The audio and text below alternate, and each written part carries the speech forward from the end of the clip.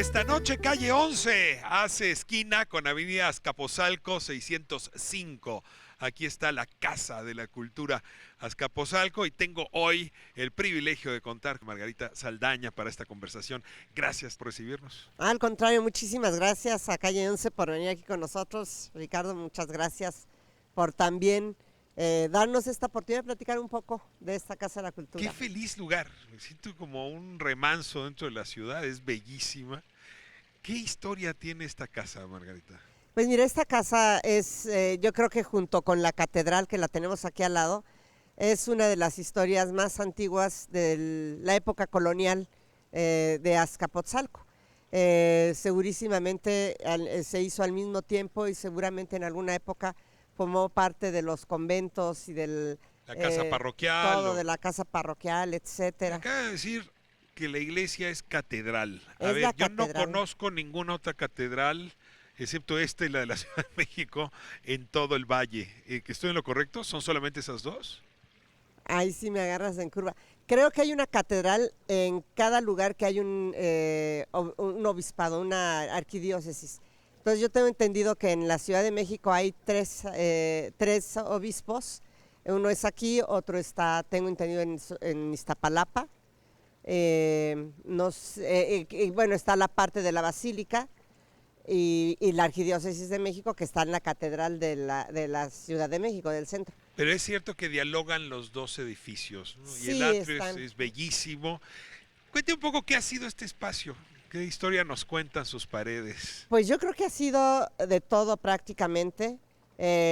Mucho tiempo pasó a ser el espacio de gobierno de la alcaldía Azcapotzalco, bueno, antes de que existieran las delegaciones. Eran ayuntamientos en Estos época ya de eran Álvaro Obregón. ayuntamientos, Sí. así es. Y este ya era como el edificio de gobierno. De hecho, nuestro edificio delegacional o a la alcaldía que actualmente tenemos es de los años 70. O sea, todo ese tiempo aquí eran las oficinas ¿No se ha del visto gobierno. tentada a moverse a este lugar? No, porque de alguna manera ya tenemos el otro edificio y lo que nosotros quisimos hacer en este lugar fue que verdaderamente adquiriera el carácter cultural que se le dio a partir de 1989 aproximadamente, que me preguntabas qué ha sido aquí. Bueno, pues aquí yo creo que la mitad de la población de por lo menos de unos 35 años para atrás o hacia Fueron registrados. eran registrados aquí. Este es el registro civil. Era Bueno, el esto se ve un lugar registro donde uno se civil. casaba. Esto da para fotografías, sin duda. Aquí en estas oficinitas, yo también me casé. También en una de estas oficinas vine a registrar a mi hija cuando nació. Aquí se venían a hacer todos los trámites de las cartillas militares. En fin, muchas de las funciones de gobierno se quedaron aquí cuando el gobierno realmente se instaló en lo que es ahora el edificio de la alcaldía.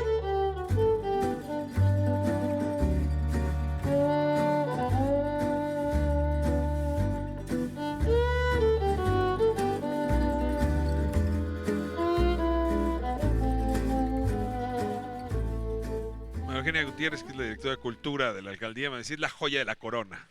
Sí, yo creo que, fíjate, toda la avenida Azcapotzalco, que es donde está esta Casa de la Cultura, es posiblemente uno de los espacios más representativos de lo que en épocas pasadas fue Azcapotzalco. Azcapotzalco, ahorita que tú dices, es la Casa de la Cultura, es como un lugar de remanso, como si estuviéramos en la provincia, ¿no? Un espacio así.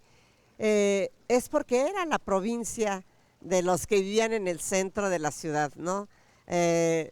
Todo el paseo, toda la avenida Azcapotzalco tiene un paseo de casas a nouveau que se hicieron precisamente en la época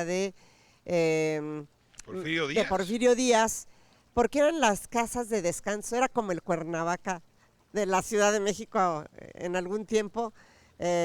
Fue Azcapotzalco, esas casas de descanso. Teníamos nuestras haciendas, teníamos la hacienda de Clavería, la hacienda del Rosario, son las más famosas, pero estábamos rodeados de haciendas aquí. Ahora, es una demarcación cargada de historia y de cultura. Debe ser un desafío para quien la gobierna hacer que esas joyas se noten y se vean. Estaba viendo números y lleva más de 100 exposiciones. Hay museos nuevos. ¿Por qué la política de cultura acaba siendo tan importante para Margarita Saldaña? Bueno, para mí acaba siendo muy importante porque de alguna manera, pues mi formación es cultural, es Usted artística. es escultora, a ver. Soy escultora, ¿Cómo? Es un trayecto largo, ¿eh? es un trayecto largo. Fíjate que a mí siempre me gustó pintar, siempre me gustó dibujar. Cuando entré a la secundaria me peleé por estar en el taller de artes plásticas porque nos hacían pruebas de a ver en qué taller te puedes quedar, ¿no? Para cuál eres apto. Me quedé en artes plásticas. Saliendo de la secundaria quise entrar a la Esmeralda, que en esa época podías entrar saliendo de la secundaria, pero mi papá me dijo, no, primero estudia una carrera y luego... Una carrera seria que te una debe de carrera comer. seria y luego los hobbies. Hice la vocacional 8, pero después de eso decidí que yo sí quería estudiar arte. Y en vez de irme a presentar el examen a la UPIXA, me fui a presentar el examen a la Esmeralda. Me acuerdo que era al mismo tiempo, las A convocatorias. usted a provocar los sentimientos del poli cuando dice esas cosas. No, todos los del Politécnico que he tenido oportunidad de tratar saben Y que además, me usted les decidí por hospeda, acá. aquí nos hospeda también. Hay parte del poli No, bueno, que pues está yo tuve tengo aquí la vocacional 8, que fue en la que estudié, la vocacional. Tenemos la ESIME, que es la escuela en la que debí de haber seguido estudiando, o UPIXA, porque en esa época tenía yo un poco la intención de estudiar ingeniería industrial. Pero no, o sea, tenía que decidirme por lo que realmente me gustaba, ¿no? ¿En qué se parece el arte a la política? Pues yo creo que en la capacidad de creación, ¿no? O sea, si no tienes esa capacidad de crear, de imaginar, de darle la vuelta a las cosas, yo siento que un poco el arte, sobre todo la carrera que acabé estudiando, que es la de escultora, te reta siempre a manejar varias cosas, ¿no? Es el concepto, ahora sí que el Materiales. material y la imagen, ¿no? O sea, al final del día, cómo va a quedar esto representado. Y yo me acuerdo que había muchas frases que nos decían ahí en la Esmeralda los maestros. Pues, por ejemplo, ¿cómo vas a parar una escultura, no? O sea, porque tú te puedes imaginar en un boceto dibujado lo que sea. Bueno, ahora En la vida real, como sosténlo, ¿no? O sea, ¿con qué material? a ¿Cómo ver, lo vas a haciendo un sostener? poco la ¿Cómo lo vas a tener, comparación. no? Los ideales de la política hay que ver cómo uno los va a sostener en la Así calle. es. Pues así es. Y además a todos los problemas, ¿no? O sea, muchas veces te encuentras, cuando estás creando en el espacio escultórico, te encuentras con muchas limitaciones, ¿no? Al final del día tú pudiste haberte imaginado muchas cosas, pero te empiezas a encajonar en el material, en el concepto, hasta en la misma, en el mismo entorno, ¿no? Si vas a hacer escultura urbana, ¿cómo haces la integración plástica? No sé, todo ese tipo de cuestiones.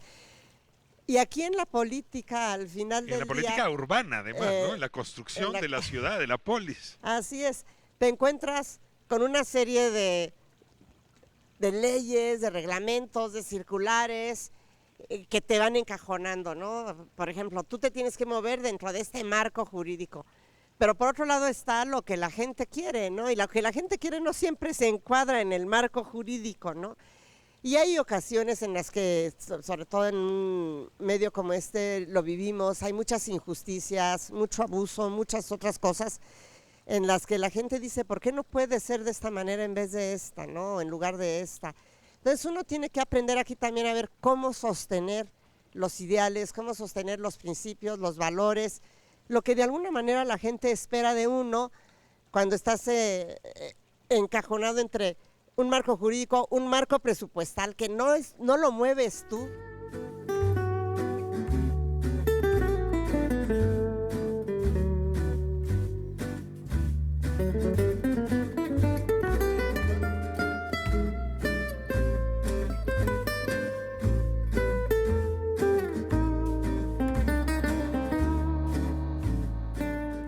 ¿Qué de la política cultural que haya desempeñado le tiene más orgullosa?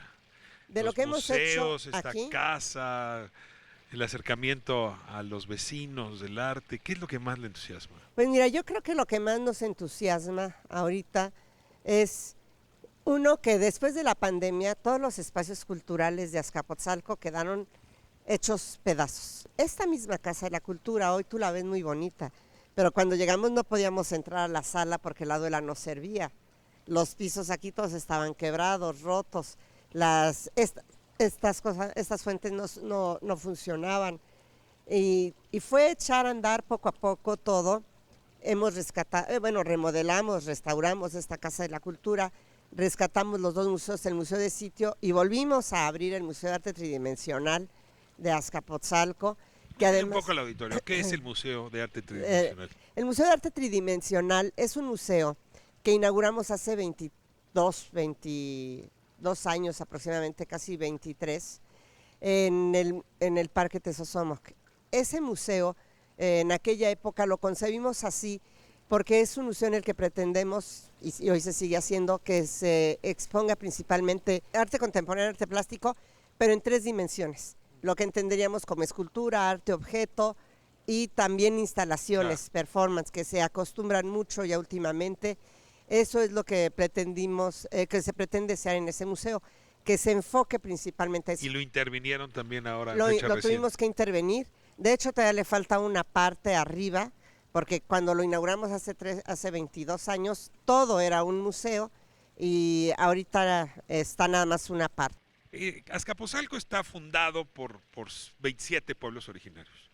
La política cultural permite a las personas recontactar con esas raíces. Digo, además están las colonias, están los barrios, pero ahí tienes una fuente también cultural interesante. ¿Cómo se acerca uno a las comunidades y a esos pueblos? Fíjate que hemos estado trabajando muy de cerca con ellos. Efectivamente, como tú lo dices, somos el asiento del pueblo tepaneca, del reinado de Tepaneca, y tenemos una gran tradición desde entonces. De aquí, oriundo de aquí era Antonio Valeriano, por ejemplo, ¿no? Ahorita que acaba de pasar lo de la Virgen de Guadalupe. Y tenemos aquí la primer peregrinación que se hizo al año de las apariciones, la hizo los pueblos de Azcapotzalco. Así es. Entonces tenemos ese récord y justamente ahora el 8 de noviembre los acompañé a la peregrinación que se hizo. ¿Y cómo nos conectamos? Pues apoyándolos en todo lo que es posible con las fiestas y los una fuerte barrios. tradición Sí. por cada uno de los pueblos. Sí, tradición que además debo de decirlo de esta manera. Los pueblos siguen haciendo sus fiestas patronales, tienen sus santos, tienen sus mayordomías, están muy unidos, tienen sus costumbres, pero además yo diría que sí hay un sincretismo con los barrios, porque ahora también los barrios tienen sus Dialogan fiestas. con los pueblos, claro. Las colonias tienen su fiesta y las unidades habitacionales también tienen ya sus gobernar fiestas. es un arte, como bien decías. Entonces ha habido un buen sincretismo ahí.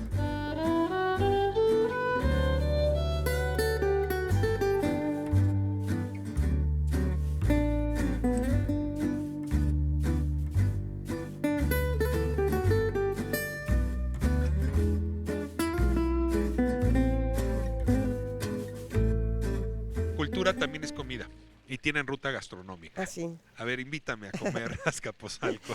Pues mira, yo creo que la gente... Yo pago si quieres, pero invítame. Sí, claro que te invitamos.